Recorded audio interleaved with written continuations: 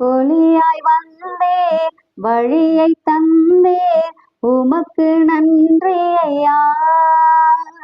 அழிவில் நின்று பாதுகாத்தீர், உமக்கு நன்றி ஐயா. என்னை நடத்தும் ஏசுநாதா, உமக்கு நன்றி ஐயா. எனக்குள் வாழும் எந்த நேசா, உமக்கு நன்றி ஐயா. கர்த்தருடைய பரிசுத்த நாமத்திற்கு மகிமை உண்டாவதாக.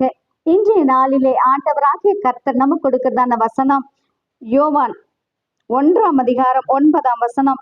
உலகத்திலே வந்து எந்த மனுஷனையும் பிரகாசிப்பிக்கிற ஒளியே அந்த மெய்யான ஒளி. ஆமென்.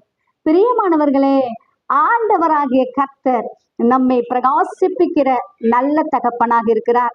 ஆண்டவராகிய கர்த்தர் உங்களுக்கு ஒளியை தருவார். அப்படியே ஆசீர்வாதம், வெளிச்சம், சந்தோஷம், சமாதானம், நிம்மதி, ஒரு மனம், இப்படிப்பட்ட அவருடைய ஒளியை தந்து ஆண்டவருடைய ஆசீர்வாதத்தை தந்து உங்களை வழிநடத்த கர்த்தர் வல்லமையுள்ளவராக இருக்கிறார். சோர்ந்து போகாதீங்க.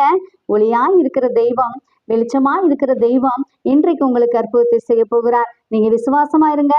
ஆண்டவராகிய கர்த்தர் நம்மை ஆசீர்வதித்து வழி நடத்துவாராக. ஆமென்.